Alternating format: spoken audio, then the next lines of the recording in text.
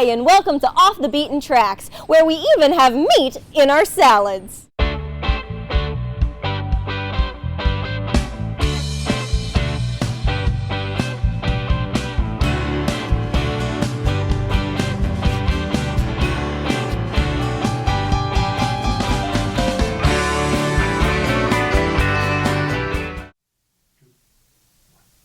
Hi, and welcome to Off the Beaten Tracks. We've got Robbie Rox with us again to discuss his second album, and this one is called Raw. Thanks for coming in, Robbie. Now, we've got a real different look to this cover from the previous one. Can you tell us a little bit about it? I was experimenting down in the basement with a TIAC machine with my two brothers, Michael on bass, Mike Theodore on bass, John Theodore on guitar, me on rhythm guitar. So we put something on TIAC, and I brought it over to my management to listen to. I said, well, I don't know, I've been screwing around downstairs with these guys and my brothers, and he listens to it and he goes, let's go with it. He says, first of all, you got four guys. It's rock and roll, mostly rock and roll. The setup is perfect. It's a brothers band. And he said, it's perfect for the time. Just get it tight. We'll take it into Phase 1 studio, and we'll record. And I thought, wow, these are big jumps. Raw was just raw. It's just I was feeling kind of raw the other day. There was, probably a past relationship. I kind of thrown you away. It's just an angry song. The Dime a Dozen World, the lyrics sometimes on these songs were kind of like they were like buried, just hidden meanings on them.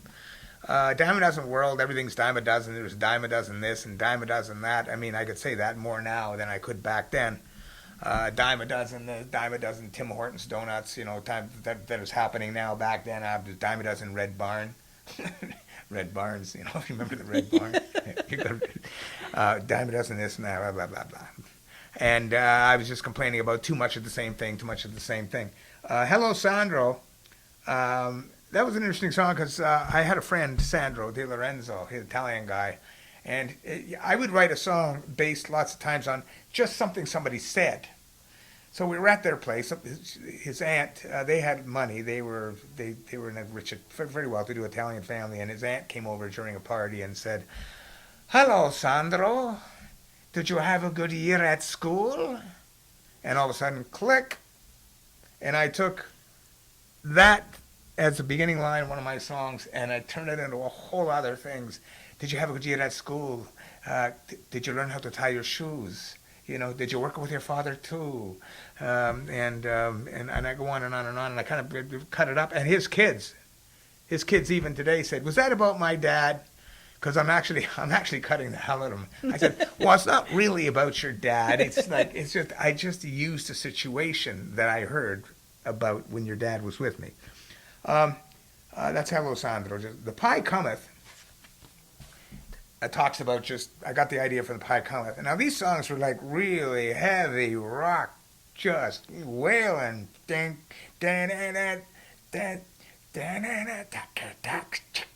was just like rocking. And The Pie Cometh is about, there's a pie in the back of everybody's mind. That's the way the song starts off. In other words, it's just subconscious. It's something that's there that will come out. It's going to come out tonight. And it's kind of like a horror show. That there's a pie in the background. Everybody, in case you are wondering, what the hell's a pie?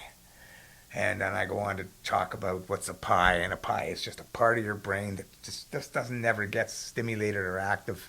And I do it in a very, very dark way. Wheeling and dealing. Once again, obscure meanings. Wheeling and dealing. It's about some of these songs kind of border on past relationships with women, just because it's always. I think relationships through life, men and women trying to make things work all the time is always a really tough job. Keeping marriages together and things like that. I just took it to the extreme. I mean, I just complained a lot about it. Land of the Scared Star Shows.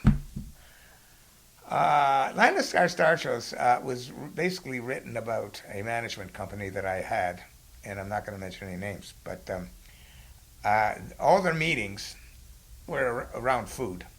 Like, you never had a meeting with coffee. It was always food. Yeah, great, great. Hey, great. Thanks for coming in, you guys. Yeah, great. Hey, yeah, want a couple? Let's get a couple chickens. Let's get a couple of pieces of chicken. So you're talking away. I don't believe you can actually eat and really think clearly about what you're going to do in the way of business, especially with this stuff. You know, this is raw stuff, man. You drink coffee, you know, or hard liquor at a meeting. Right? They were eating and you know, eating. Yeah, I agree. Give me another slice of that pizza. Well, you know, it's just like, you know, it's too much distraction. So I started getting into to talking about Land of the Scared Star shows and eating and eating when you shouldn't be eating and just touched on the whole subject of eating and that it slows down your mind. Now, you know, we've all had a weight problem in our family and all that from eating. You know, I love eating. God, I eat all the time. In fact, it's an obsession with me. You know, I live for supper. You know. But the thing is, there's a certain time to eat and there's some certain time not to, in my opinion. And that's where that came out of these meanings. Bidet for a donkey. Oh, there's a funny song. I come from an Italian family. My grandmother was the funniest lady in the world. She was very uneducated. I actually went back to her hometown last year. I went to visit my mom's hometown. Mother's no longer alive either. She'd come in and speak in Italian to my mother, right, from the other side of the house because she was living there. And she'd go, I don't believe it. She goes in Italian. We went up to see the Pasquales up there in Richmond Hill. He goes, they're a bunch of ignoramuses. He says, they got a bidet. What a bidet? They've got a bidet in there. Well, the bidet in the water. What do you need a bidet for? You know? And he says, you know, bidets are they're a bunch of donkeys. What do they need bidets for? So I started thinking bidet for donkey. In other words, the meaning of that is like, we're human beings. You know, why do we, you know, it's almost like this pretentious thing, this bidet. I mean, there's certain classes of society. Some people have a bidet. Some people are lucky just to have, you know, a toilet, you know. Mm-hmm. So, I just kind of playing on that whole thing about who do you think you are to have a bidet. I mean, some people put themselves in this place. This is who they think they are. This is their social status in life, you know. We have a bidet, and everybody in our circle should have a bidet too. So I just go to town on that one, and there's a lot of there's some bad language and bad suggestions in there and everything else. But don't forget, at that time, you know, when you had everybody coming out there speaking their minds. Look at remember the McLean and McLean brothers, who I became very good friends with. Actually, those guys. There are some really filthy acts out there, and they were funny as hell, and they did really well. They were good friends with Burton Cummings, actually, and Burton Cummings brought them down to see my show a couple of times, and they brought Burton Cummings down, and you could use a lot of bad language back then. It was the era of George Carlin. I mean, you can use bad language now too, but back then it was like just accepted as an art form. And even on the records, right? You could play it. I mean, I think that CFNY was struggling to find enough songs that didn't have really, really outside lyrics. But that was an outside lyrics that accidentally started getting played at a Christian radio station. Just very briefly, when we were down in the States, we were in not Cleveland, we were going down to Cleveland, Ohio. We were in Pennsylvania. And in one of the towns there in Pennsylvania, and I forget where it was exactly, my management would go into a phone booth and just call a radio station. They said, hey, yeah, sure, come on up. We'll do an interview. So we come up with this. We were promoting this. We barely got over the board. And the DJ, without even looking at the cover, pulls it out and throws a cut on the turntable. And it happens to be Bidet for a Donkey. Oh, no. And, of course, it starts off, and the lyrics right off the top are just, you know, and it's rock. And meanwhile, he realizes what he did, and the program director's on the other side of the glass going, cut it now! And he's diving across the turntable, trying to grab it to turn it off, and he ends up pushing the needle and goes, all over Bible. Oh, the devil made him do it. all over Bible country. But that's that song, Bidet. Pantission My Cushion. Really dark song. It's kind of an anger song against. I used to have a girlfriend in university who, instead of seeing me every weekend, she wanted to go skiing. So she wouldn't, like, she had to go skiing with her friends. I wasn't a skier. So she would, any chance she had to be with her friends. So I at that time, when I wrote the song, I mean, I wasn't that much later than that. I was just angry at her, so I wrote a song about Pantission, my cushion, and what can happen to you if you go skiing too often. And it's dark. And this song here was just one big experience of just throwing it out there and being just as dark as I wanted to be. And the management said, let the artist do what he wants to do. And that was a great thing back then, when you had somebody let the artist do what he wanted to do. Do you see any artists out there now that have either the goods or the potential to have the goods to create a persona like you did at that time? Oh, there's one band I was kind of looking at some stuff. Massive Attack. Mm-hmm. I was looking at some stuff they were doing. I was turned on by them, and they have a very interesting thing. I have to dig in a little more and research a little more. Their whole thing is, which my whole thing has always been, we're being lied to. And now these guys are apparently in their 40s, so they're not young kids. They're in their 40s, but they're younger than me for sure. But just being able to deliver a show, hand people the goods, tell them what's screwed up about it, and still be popular, is a real trick. I think there's a whole skill in that, and that all comes from production. What role have producers played in your past albums? You've already written the songs, you've already got the band all sorted, they all know what they're going to play. What role does the producer play for you? We had a lot of rehearsal with this producer before we went in, so he was trying to straighten out some sounds. In the rehearsal, he was trying to get the drummer to do a different accent on kicks and stuff to make the song work. My relationship to a producer was always, and thank God it was like this. I wouldn't say, hey man, just let me do what I do, okay? This guy was in the project. I figured he's a producer. I know where he's at. I got to know him fairly well, and I'm going to let him do his job. This guy's on the other side of the glass. He is going to basically. So I would sing. Let's say I would sing a track. Okay, the music has been recorded. I'm putting the vocals on top before any backup vocals, of course. I don't want to be thrown off, because you never know where I'm going to go. You know that's the recording too. Yeah. To go, and then you don't want to clutter up. You don't want to box the singer in. The lead singer's got to be free to go. And I would lay down my tracks, and so this was a crazy section because I was experimenting with all sorts of things. I was really raw, really rough, really, and that's maybe why it works so well. I was even drinking some beer and using high octaves and everything. So I'd come out of I'd sing a track and come out of it and kind of wake up and realize I was in a studio. Like I was almost like I was lost in it. I was really focused in what I was doing. And it stopped, and they stopped the music. Okay, and I'd say a couple of times, I said, I got a better one in me. I got a better one. I know what and the producer would say, what's wrong with that? It's fine. That was great. In fact, that's the best I've ever heard you sing it. This is where I think you got to rely on the producer. If he likes it on the other side of the glass, because he's taking it through this way. That was my role with producers. Like, if you think that's good, we're keeping it. And it worked really well. Instead of thinking that I got a better one. I mean, what do I know about it? Maybe it didn't quite feel right, but you never know. And actually, I had one engineer. This is very interesting. Talked with him some other time.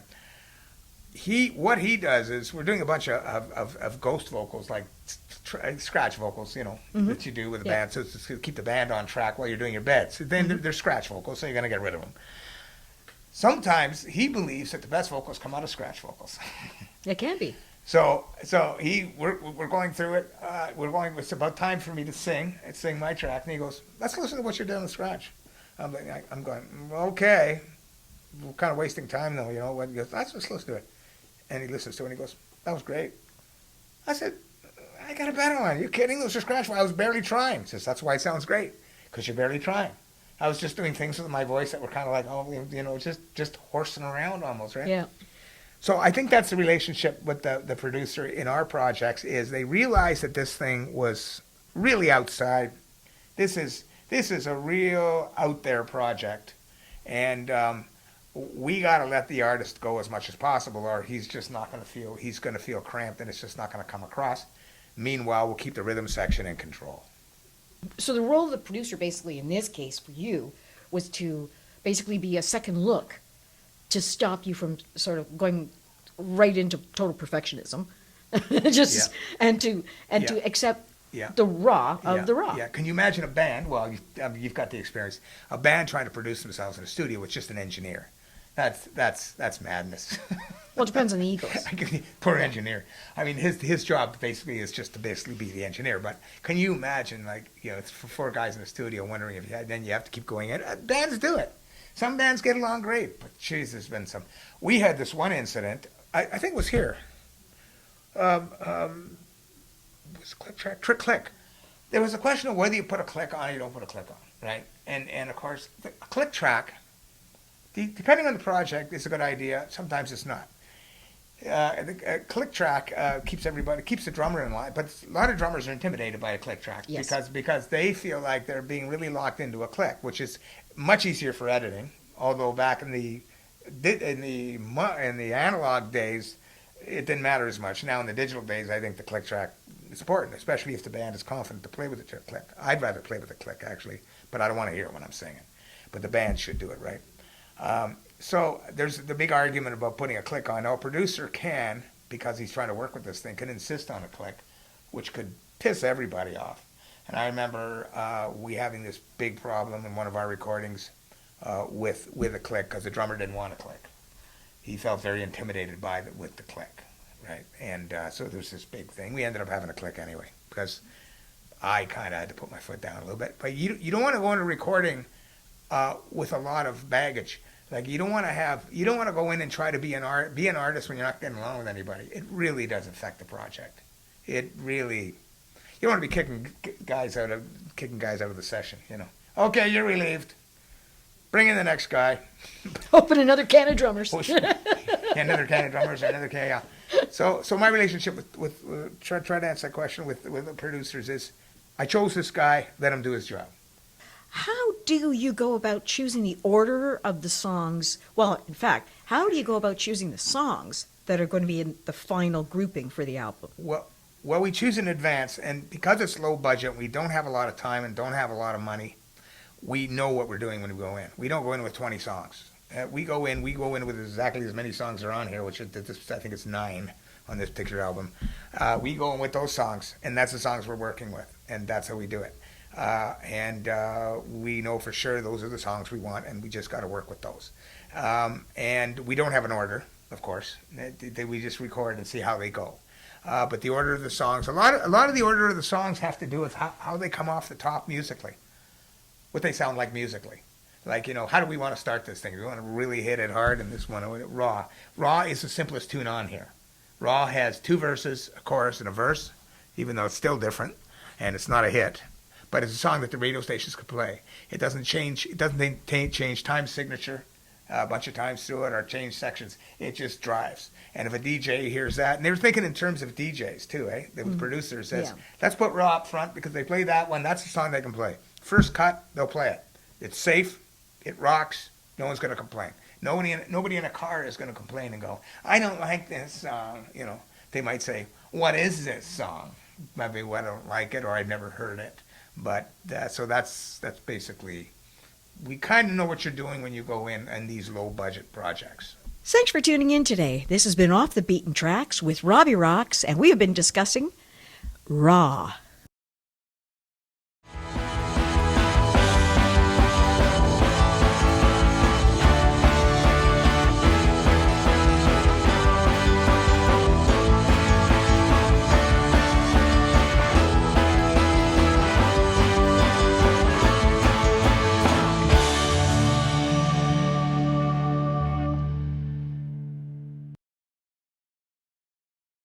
I really miss the old days. For me, that was last Saturday.